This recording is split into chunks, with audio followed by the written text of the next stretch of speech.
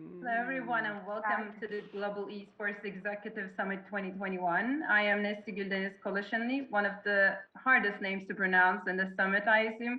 I'm a researcher and a learning designer with a specific focus on esports education. So esports is a booming field, and its rapid growth brings questions and problems that ignite the curious minds of academics such as ourselves. This means there are infinite number of research topics and studies that will further advance the future landscape of esports with scientific backup. Today, I'm joined by some of the most prominent researchers that I'm super happy to be calling my colleagues in this field. So let's meet our panelists. Maybe from the right up, we have Tobias. Maybe, hello, everybody. David. Good morning from New York City. It's very early for David and BerNadette, so a special round of applause for them. We have Angelica. Hi, delighted to be here. And BerNadette. Greetings, everyone. It's a pleasure. Yeah, so we decided to have this panel not as a very constructed panel, but rather a friendly discussion. But to start the conversation going with maybe BerNadette. So there are so many different subjects you can specialize in under the umbrella of esports.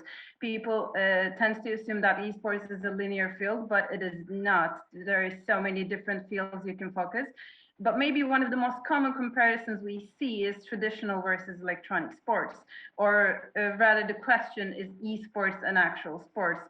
So we'll start off with Dr. BerNadette Lawson-Williams. She's a professor of sports management. So the question is, what are the most researched topics in esports?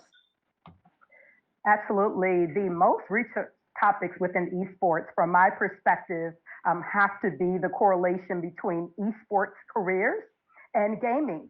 And so as the founder and advisor of the Esports and Gaming Trifecta at Johnson C. Smith University, the first at historically Black university, I see that every day. I witness the applied research. For instance, we actually have an esports massage therapist on campus who will be coming into our esports lab on today. And so she is a testament of, where we're taking an esports career, opportunities in sport management, and there's a convergence between the two. Another subject that is obviously very important is the technology involved. And so we look at even the ergonomics with regards to the remote controls. And so again, another applied research opportunity for us in our esports lab. We have the majority of students in our esports and gaming academic program who are coming to us from computer science, but we also see a number of students in that particular academic program who are also coming to us from sport management. So those are just a few of the topics. Of course, I'm going to tap into, the pandemic and the research that's out now on how the pandemic impacted gaming and how gaming has impacted the pandemic. And so there's a lot of good data that's out there that we're definitely going to talk about within the session. I know that many of the viewers actually read the bios of our wonderful panelists, but maybe just to tap in, what are your research topics from the right up, Tobias? What is your general, I know you dabble with many different subjects, but the general field of topic? Yeah, so my general topic is mostly in the business field, looking from a business perspective, but in that, mostly human resource management and organizational behavior. And that makes esports actually quite fascinating because we see a phenomenon that is digital, and we are moving in a digital world. And yeah, sadly, COVID made it quicker to go there. But if we are looking how we are working today, I mean, we are all at home. And esports has experience in that for 20, 30 years.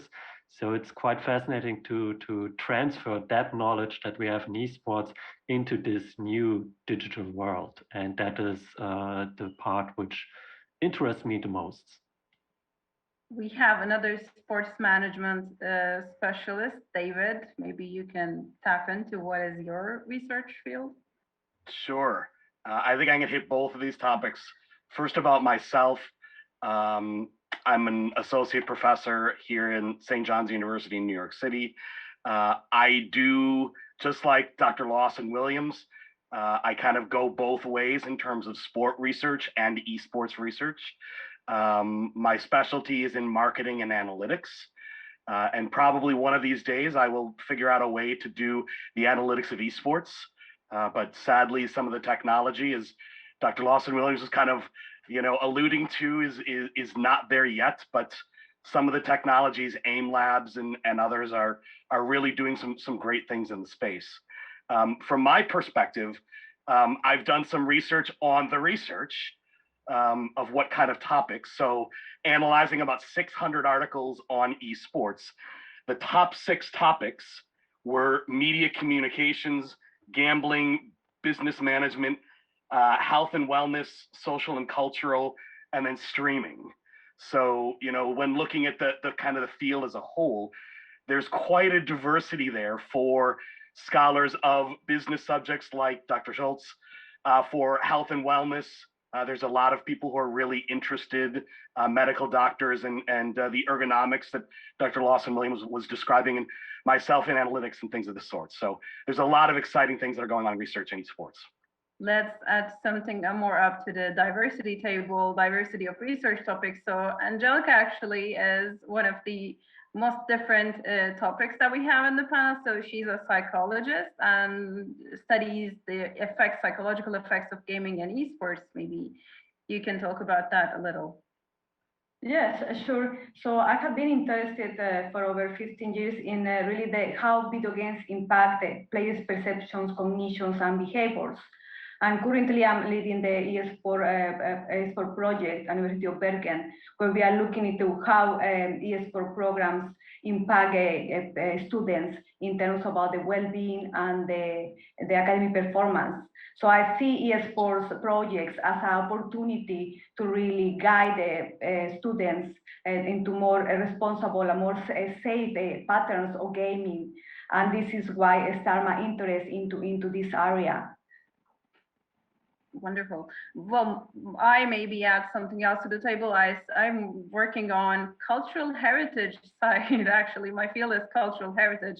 And I work on game-based learning and how we can incorporate gaming within the cultural heritage sides and the consciousness. So as you see, there is an incredible diverse array of topics that you can merge in within under the gaming and esports umbrella. But maybe the next question can go to Tobias. He's the founder of Esports Research Network. As we can see, there's a global phenomena for researchers too. So what do you think is the peak of this interest when it comes to the researcher side of things? Like, why is it such a huge interest in esports now on the academic side, and is it sustainable? Yeah, I mean, it's a topic where you see at the same time how young the audience is of researchers. So I'm quite pleased to see many of my colleagues encouraging people or PhD students, go for it, do it, because it's still a novel field in research, even though the phenomenon is quite old. People are not researching it. I mean, probably all of us had a problem talking with PhD supervisor, why should you do esports? And my supervisor allowed it me, but he said, do a real PhD in a real field and do esports as a side hustle. And that's something that has changed because people realizing, oh my God, it's a big field, it's a big topic, and we see it, the discussion changed, that people are saying, especially the young generation, kids are playing and it has an impact on their life, and students are playing. I mean, I see it with my students. I reach people that I normally don't reach with in my class when I talk about esports. Suddenly kids are not kids, young adults raising their hands and talking with me, even though they never talked with me. And that's the part where we see this growth coming more and more into a field where everybody has to contribute. And as David said, it is such a diverse field. You can actually do everything in esports. As you said, cultural heritage. Quite interesting topic, culture in esports. What does it mean? And all those topics. So everybody can contribute it. And for me, it's actually the one of the few interdisciplinary fields which is truly interdisciplinary. So everybody can contribute it. Everybody can add something. So I see this growth, and I see this growth even further in developing countries where, continents like Africa with their mobile first strategy, we see a research topic emerging in front of our eyes in a time frame that can be researched. In every other industry, we talk about 20 years. In esports, just use 5 years and you have an industry that is in overdrive. So it is a fascinating field for research, for any research. Yeah, as you just said, so esports is an alive field. That's an organic field that's evolving in front of our eyes. Unlike many of the academic subjects and topics, it's not like static. It actually grows with us. So maybe it might be nice to talk about the practical applications of esports. This goes to Angelica because she is actually working on a project called Nordic Scholz NS. So they research the application, the educational impacts of esports in gaming. So the research we do does not stay on paper, unlike many of the other fields. It actually turns into practice. How does it turn into practice, and what are some of the findings they had, Angelica, in this Nordic NS project? Yeah, sure. Yeah, there is a lot of potential in terms of our esports as education. We see how, for example, programs into esports, how motivate young people to continue with education or to get better grades, to be able to qualify to be part of these special programs. So we see these benefits, that is happening in real life beyond the research. But we see also a lot of variety in the esports programs, just even in the same countries, that make it difficult to actually identify factors or to actually develop or improve the same educational programs into esports. So it's a lot of variety. I mean, this variety that Tobias talked about, the different disciplines, and in the way that it make a very rich environment, a very, very rich discipline. It also poses challenge in terms about to make sense about these discourses and about these debates. And this happens, we see it also in the esports programs that doesn't have really some common ground sometimes. And we as a researcher trying to make sense of this, trying to identify, what are these factors, because we wanted to, this initial stage, we wanted to provide guidelines to actually improve these programs.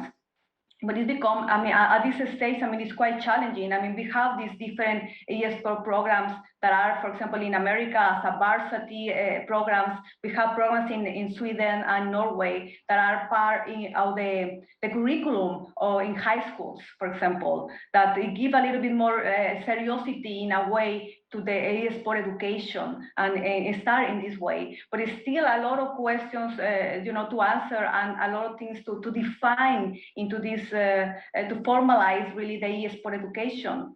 But in practice, we see, for example, the acceptance of parents, that parents wanted to, are okay that the children are part about these esports programs.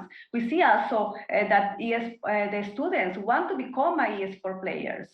So maybe there is not enough involvement yet into the theory about esports education. So it's some kind of discrepancy between the playing, the training, and actually the engagement with the theoretical topics into the esports. But we see that students are genuinely interested to become professional players.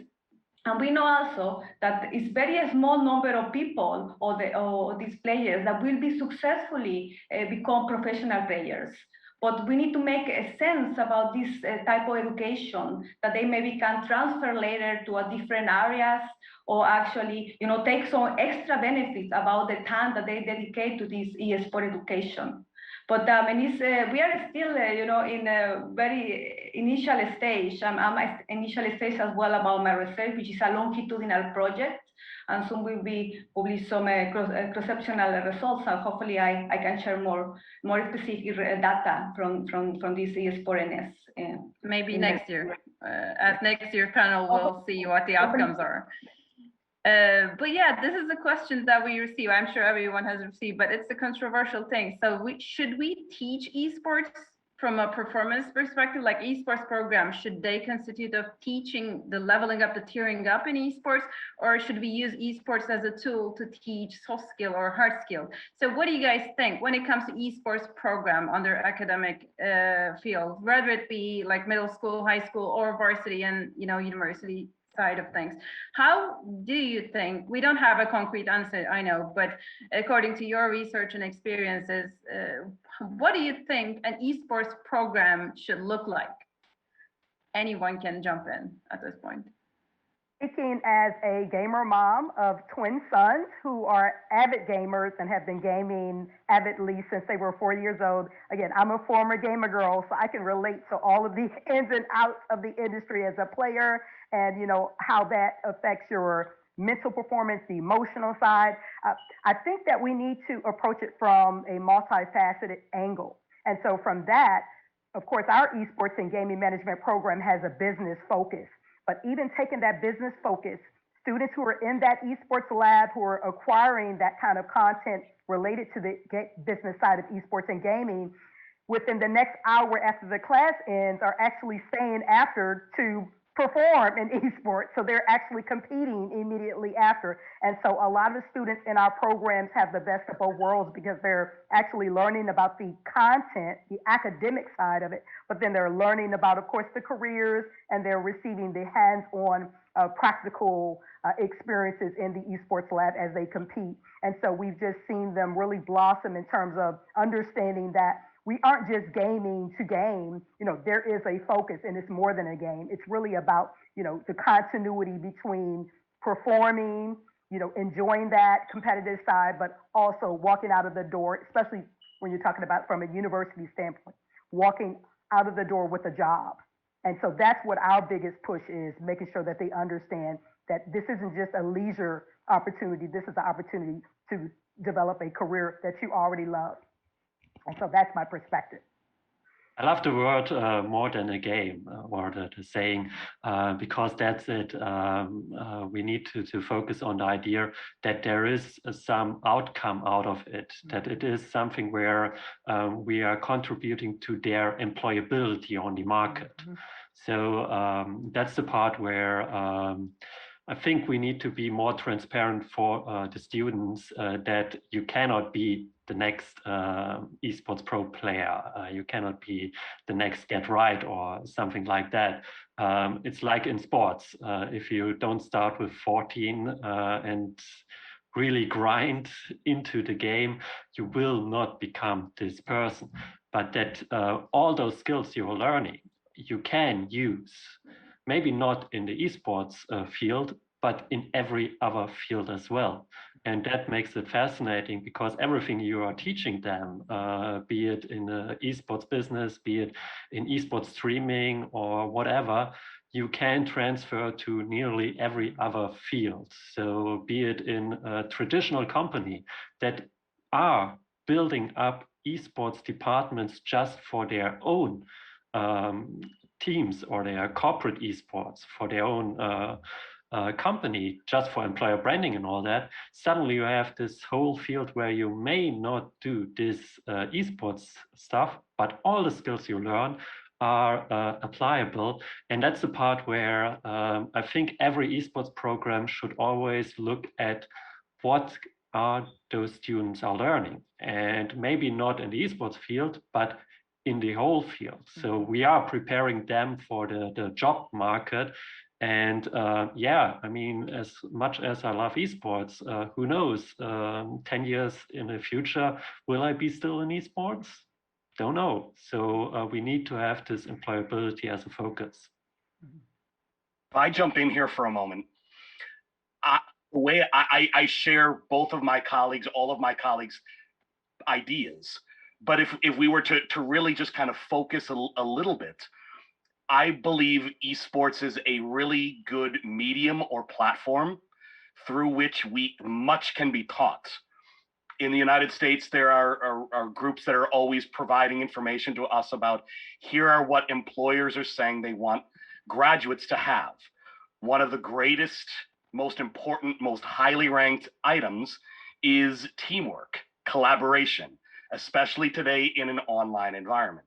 And there are, of course, multiplayer games which require individuals who could be geographically not connected, not in the same location all over the world, all over a city. And so they need to be able to solve problems. How do we defeat a base? How do we, whatever the goal of the game might be, how do we do this? And so esports provides a really great platform for teaching some of these hard skills and some of these soft skills.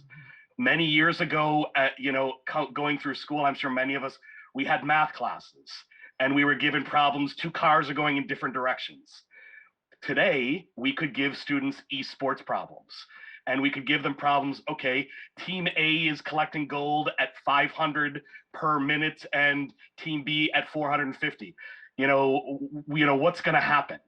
And so esports provides a common language because so many young people, they game. I have a young son as well, and he loves Minecraft.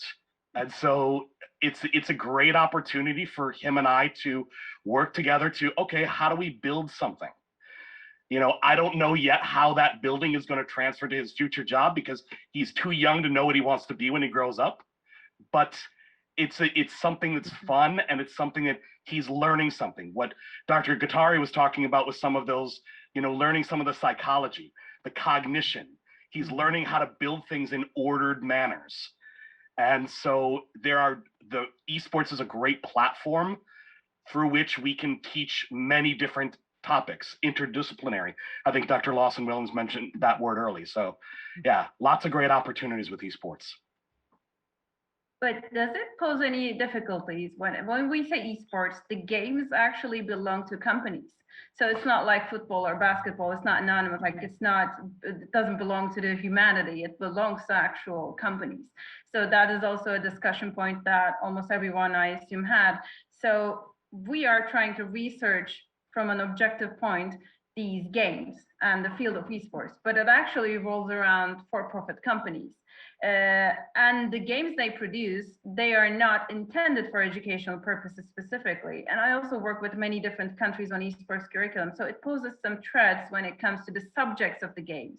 So most of the games are eliminated. The popular esports games are eliminated from school programs due to the nature of their environment and the topics. Right. So what do you think? Is this a problem? Do you face any problems when you're researching under the esports umbrella because this is a for-profit field?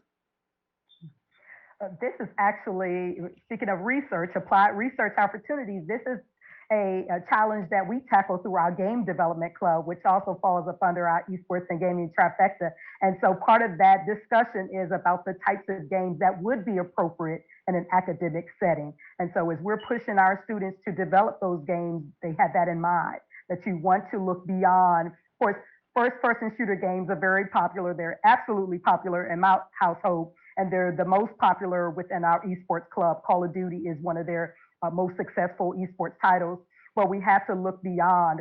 As David mentioned, Minecraft being one of those types of games where you can see the educational components that are intertwined, within the game. And so as we push our game developers to think more holistically about the types of games they're developing and to always keep in mind soft skills that will be a part of the game, then I think we're going to end up in a better state within the next 5 to 10 years. We're going to see games start to evolve. Do you and know that's what interesting. Game?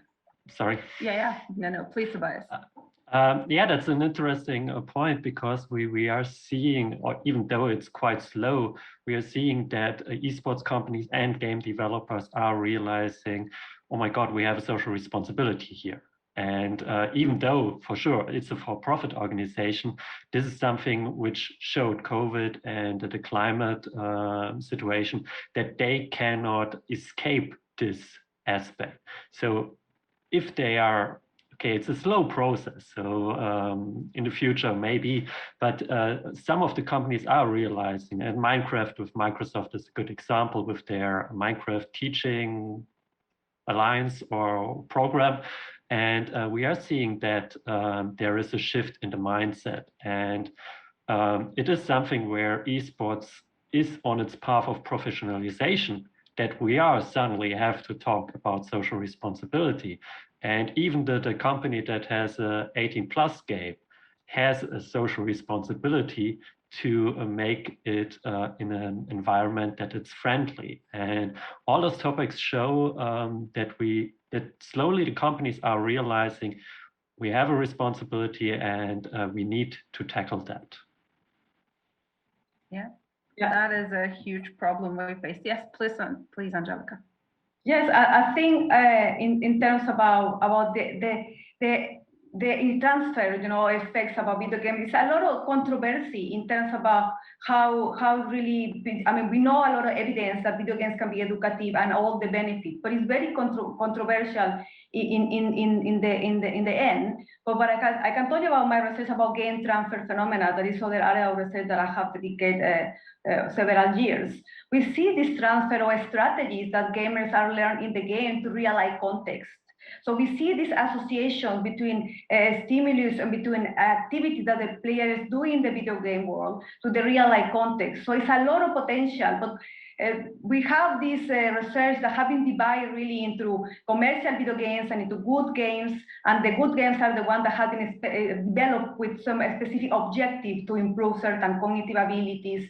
But we see a lot of potential in the commercial video games, and I see it every time in my research how this transfer of contents, experience, visual, sounds are transferred, from the video game to the real world, with a lot of elements that are very important for learning, and they occur just automatically. So it's a lot of potential in there in esports and all kind of video games. But I think one of the biggest challenges is this diversity that we have in video games, right? We have every game requires different skills. So we as researchers, and let me take this point, because we as researchers, we need to develop tools and methods to actually assess this training, assess the training for video games, assess the measuring performance, even profiling the player. Different players will be attracted to different types of games. So this diversity really poses a challenge in terms of our research. And it is a very rich, very interdisciplinary research, but we need to try to build some kind of platform, some ways that we can establish some kind of, make common sense about the different debates and the diversity about the video games. And as Natalie said, we are really depending about the developers to change the video games and to change the gameplays and the game structures, and every time they come new video games. But I think the biggest challenge that we have in education about esports is that we are dealing with young populations, and young people are in the most important part of the life, in this developmental stage, and this means also changes, right, in stability, and they mean that they need support and guidance, and these esports programs need to account about this to be able to contribute to the professionalization about esports in a sustainable way. Yeah, so it's not enough to say change these stuff. We have to give them guidelines and help the game studios and game designers to actually perfect their games. That is definitely why we need young researchers to come on the field. So this is our invitation, so please reach out to any one of these beautiful doctors and start your esports research journey. We need you guys.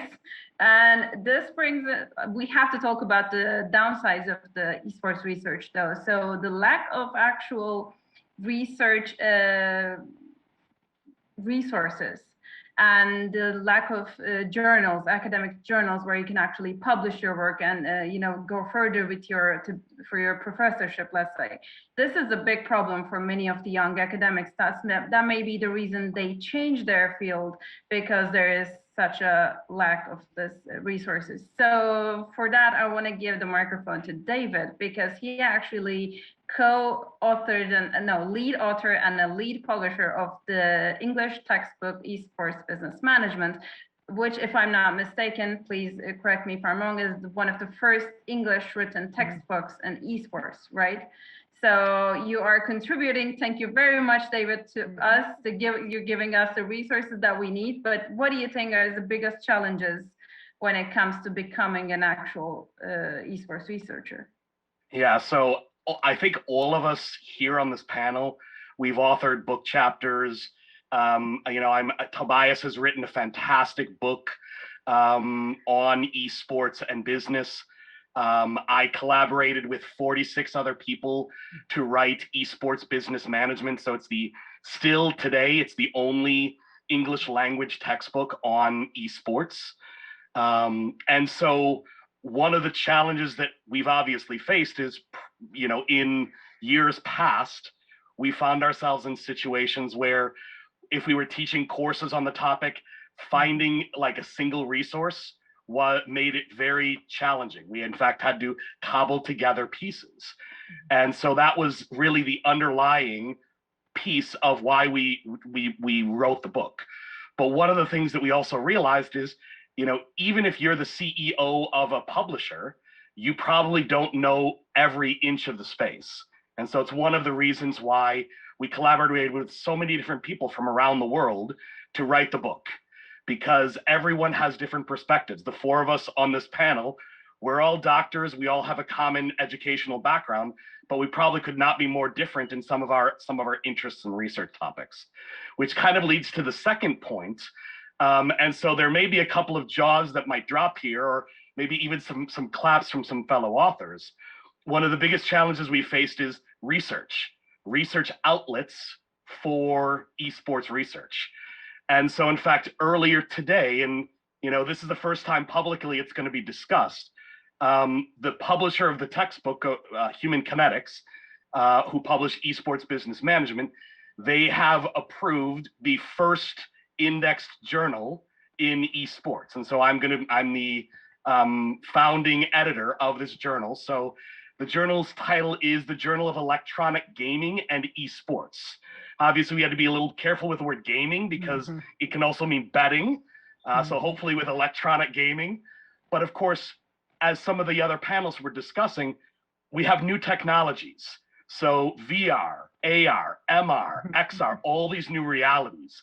I love to use Ready Player One, the movie, as this kind of common reference point, because so many people have seen it, and so many people have seen, okay, having these haptic bodysuits that can kind of like move us around depending on what's happening in our virtual universe, meta universe. If I borrow from some common language. And so there's so many interesting things, but we haven't had a place where we can publish a lot of these. Now, there have been some journals that have kind of made a little bit of headway into this space, but none of them that are indexed. And that's for academics like ourselves. Many of us are required to publish in certain types of journals. And so we haven't had that. So this journal, of which I'm the co-founding lead editor, it's going to check all of those boxes. So in fact, it's Human Kinetics. Let me make sure I get it right. Their 27th title. But again, I mean, that gives you some context. We're just getting to video games and esports as the 27th journal for this publisher.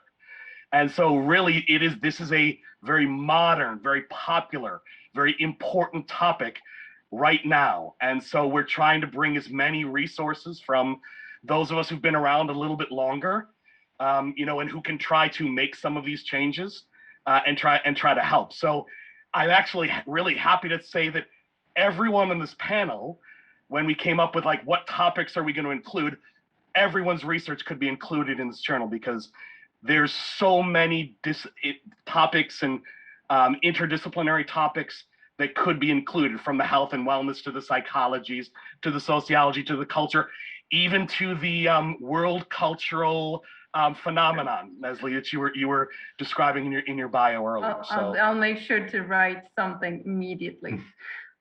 So we've spent a lot of hard work on this, Tobias. Thanks for all your input. You should also ask him more about the Esports Research Network, because that's, especially for those looking for other researchers, that's the best place to find people who are working in esports around the world. I wholeheartedly agree. I'm also a member of the Esports Research Network. It's one of the most phenomenal places to find like-minded people. And you can see, as Tobias mentioned before, the age ages of the researchers are quite young as myself. So it's very intriguing, and it's a breath of fresh air after seeing so many of the, let's say, a bit more ancient professors blocking our way. This is a very young, very active, very changing field.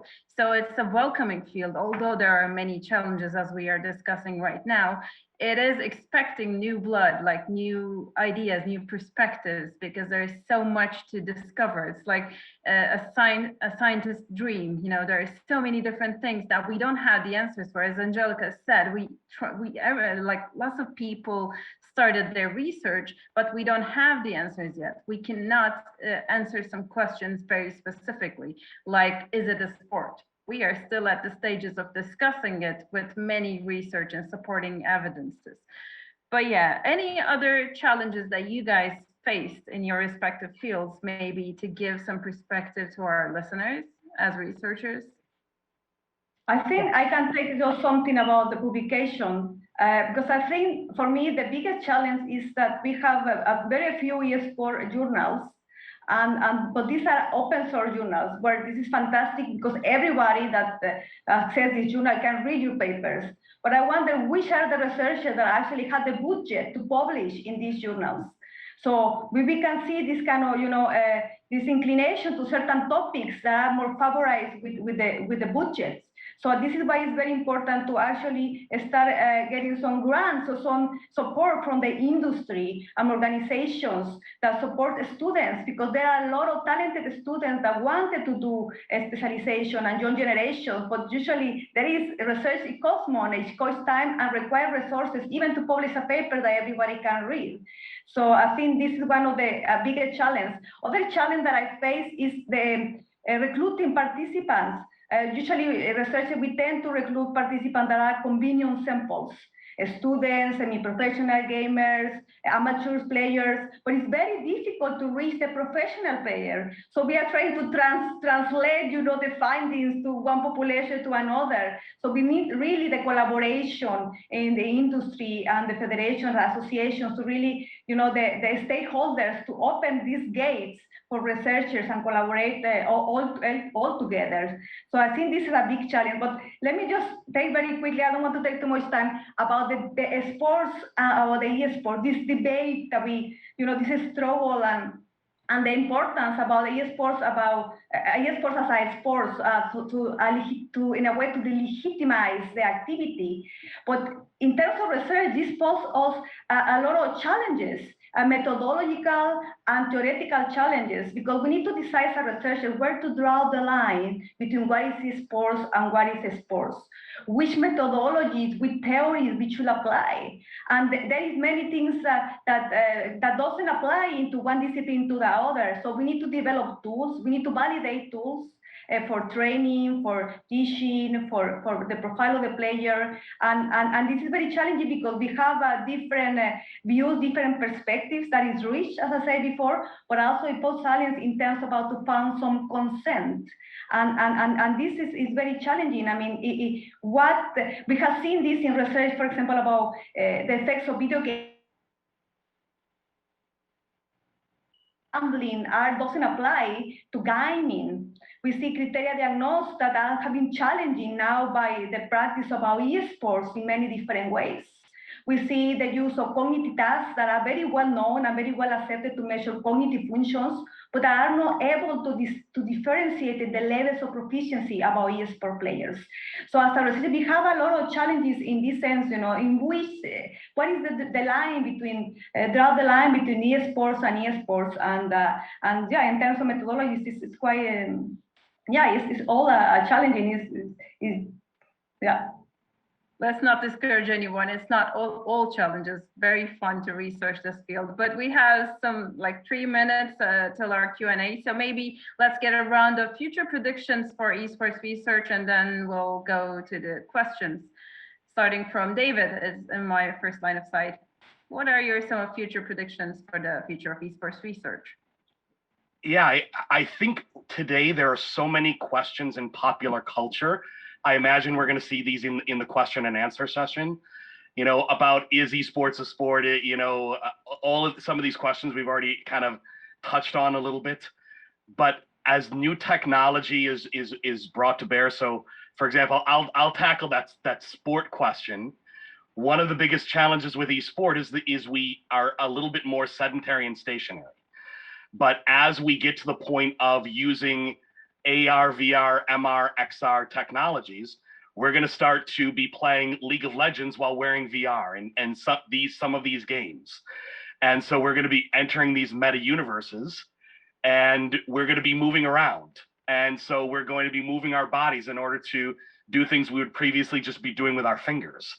And so there's a lot of really interesting opportunities with connecting a lot of the research, you know, whether it's some of the health and wellness and then to some of the business.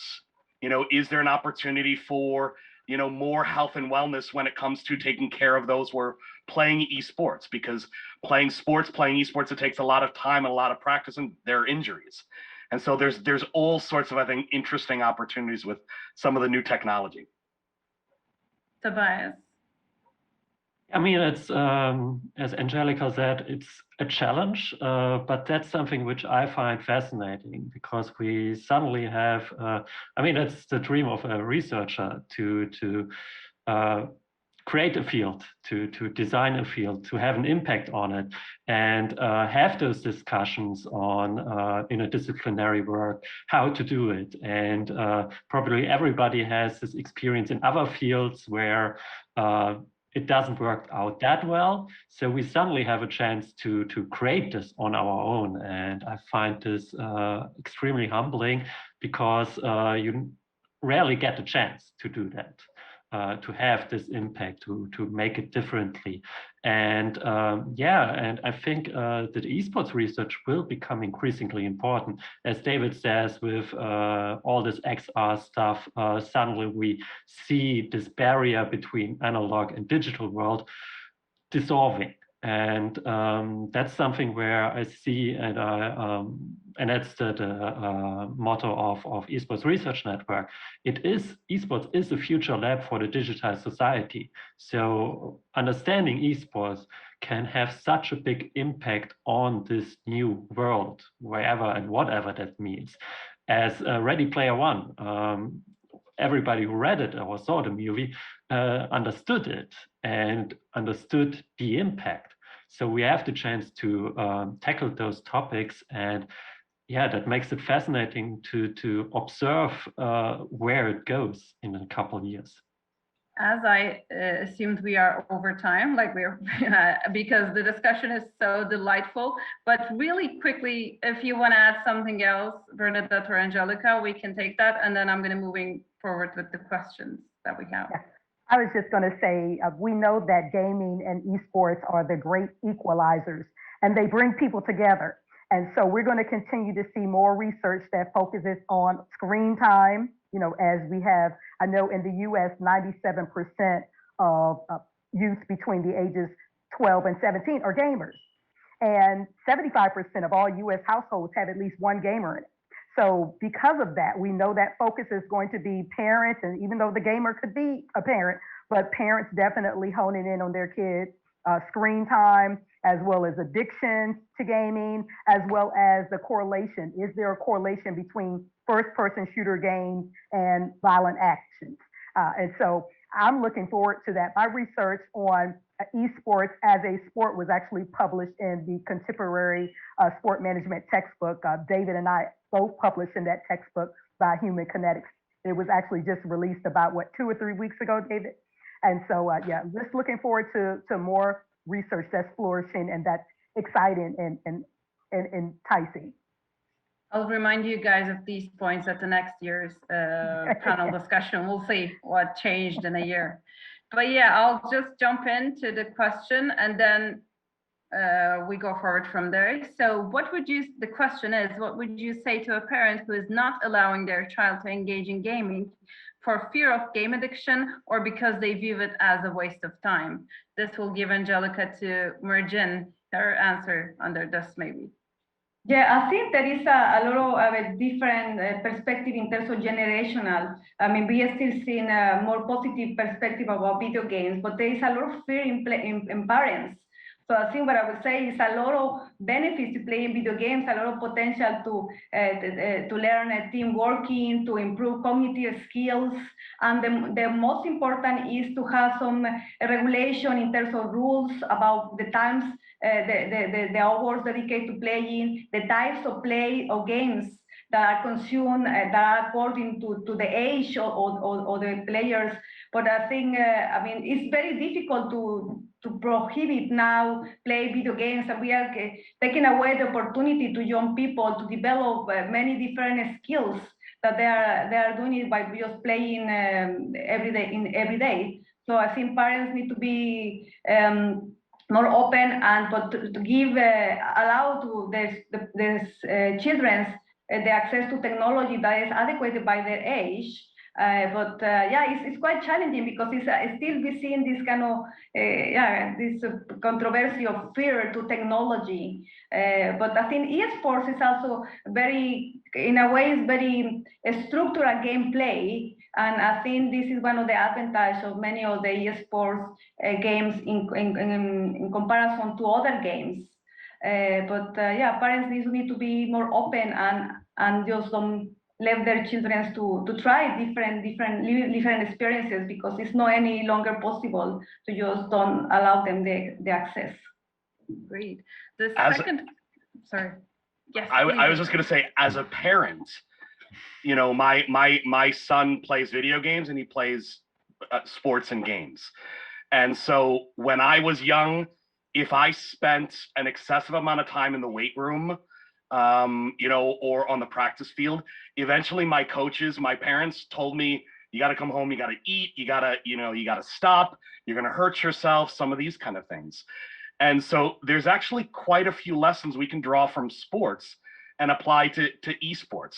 I mean, one of the challenges is it's easy to hide playing video games from your parents.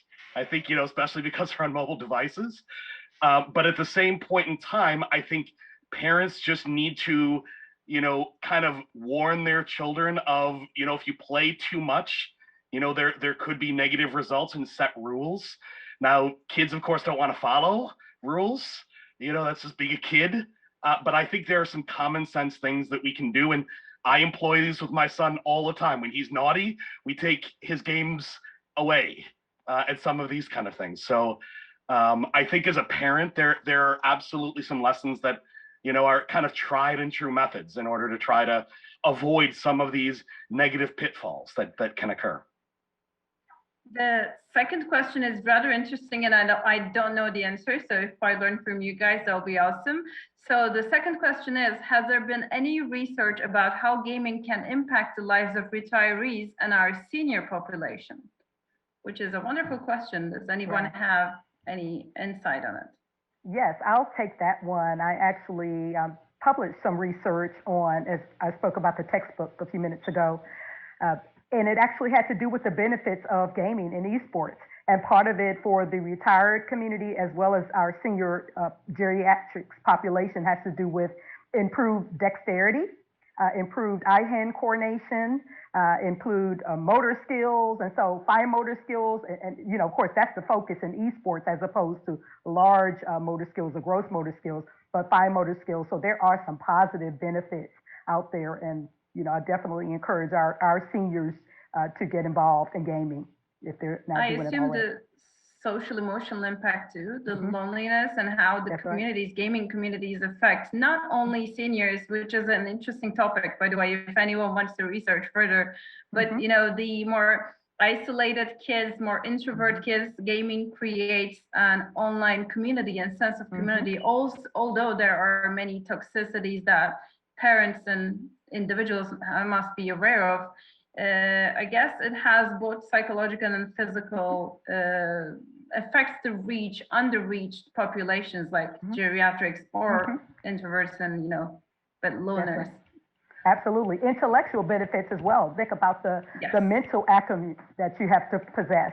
You know, you have to be razor sharp, you're moving. So reaction time, you know, agility in some ways as well. So definitely all benefits all around. So third question is a bit controversial, but we'll see what brilliant answers we'll get. So question is, what do you think should be the role of government in esports use cases in academics? Case in point, what's happening in China, capping under 18 age children's participation? Yeah, I personally think that's going too far. I heard about that earlier today and I was like, oh, no way. You know, I know we're in the States having issues with the government stepping in to mandate mask wearing. And so I just can't imagine the government stepping in to mandate or to ban gaming during certain days of the week. I get the perspective, but yeah, for me, that would be going too far. Yeah, I mean, maybe one clarification point. You know, I believe there are audience members who are probably from China. Yeah. You know, those who've traveled to China know, you know, obviously the firewalls prevent a lot of things from occurring, but there are ways around the firewalls. And so there were some great articles and information about kind of the gray area, you know, using VPN software and how many people now know how to do this and to navigate around, and how many servers in North America and Europe contain, you know, pretty large Chinese populations of gamers. So, I mean, just to be clear, you know, it's a government regulation, government law, but there are well-known ways around it. Not that we're promoting those as the right way to do things, but there are ways around it. But certainly, I mean, as a researcher, the first thing I thought this morning when I read my first article on it was, what a great opportunity, because, you know, you've got a population that's going to be restricted in their use because the Chinese government is very worried about addiction and some of these issues. And so, you know, now we could do some comparisons between, you know, the health and growth of, you know, like Dr. Gortari is doing this longitudinal research.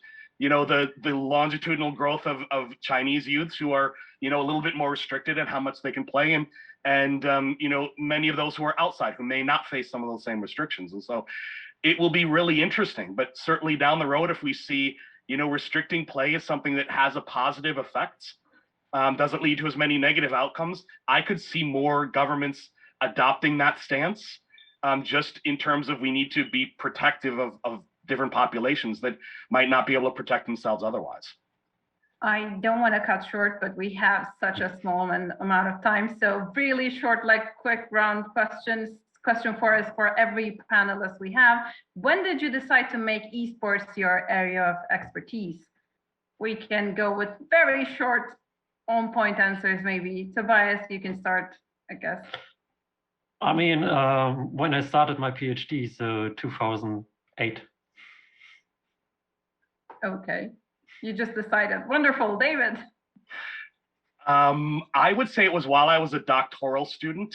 Some of the other doctoral students were from South Korea, and so they were doing research on sponsorship in FIFA, and so I participated in their study, and I didn't quite understand at the time about the connection, you know, if sponsorship in video games really led to, you know, any real outcomes.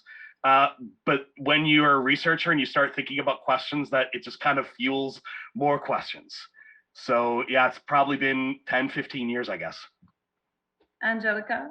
Yes, well, I have been interested in understand the effects of video games since more than 15 years. But I saw esports as an opportunity to really guide young people, because always this controversy about the contents, about the parents, how they play. And when they start emerging this esports as a part of the high schools in Nordic schools in Norway and Sweden, this is what we see as an opportunity to really understand, you know, what are the impact about esports into young people, and how we could contribute to guide and to develop programs more effective to actually promote the more healthy gaming, at the same time to develop some specialty into the esports. So this is why when I start actually my focus into the esports, together with my other interests into the general video games effects. And BerNadette. Yes. Actually, the impetus for the esports and gaming trifecta at JCSU, when I envisioned that 2 years ago, I sort of plunged right into the industry, researching and proposing and getting the proposal approved. And so the idea was born, and I've just been with it since, and I love it. Wonderful. Last question then. So nowadays, are students focusing on esports education at an earlier age as the industry matures and it becomes a more realistic career goal? Absolutely. I know my sons are focusing it on now, and they're already talking about attending Johnson C. Smith University and actually, you know, being a part of the program. So I know we've been pushing to have conversations and host informational sessions with individuals in not only the Charlotte community, but outside, even beyond the walls of the U.S. about esports and gaming, education, and career opportunities. I mean, I think we need to have always a close look on that. I mean, it was always a realistic career goal in the beginning because there was only a few people who did it. And if you look at some of the founders of esports are still around. So we always have to show how many people we are training and how many people the esports industry can take up. So if we have there a discrepancy and train too many people, we may see something that is similar to video game development, where suddenly thousands of programs sprung around the world and the industry didn't grow as much as the students were trained. So we always have to look how many people we are training in the end. And that is, even though I don't know how to track that in the end, it's something we always have to look at it. So I would say it's always a realistic career goal, but we need to be transparent with the students that there is competition. I think a lot of students are looking at careers in digital media. You know, they want to be a streamer, YouTube, Twitch, some of these kinds of things. And so gaming is a natural connection because you learn how to use, you know, self-streaming software. You learn how to set up your lights and things like that and do these, you know, cool digital backgrounds. So I think there are a lot of these new careers for the future that students are looking at, and there's a natural connection with a lot of these things that we do in esports. Is it all that we have? Any other contributions that anyone want to add to this? No, wonderful. I'm sure we had so many more questions, but we were limited to 5. It has been an immense pleasure to talking to all of you guys. It was a great panel. If anyone has further questions, be sure to make sure to reach out to any of the wonderful panelists we have. Their social profiles are on the social app, if I'm not mistaken. Thank you everyone for tuning in for us, and thank you everyone, all of the panelists. Thank you very much.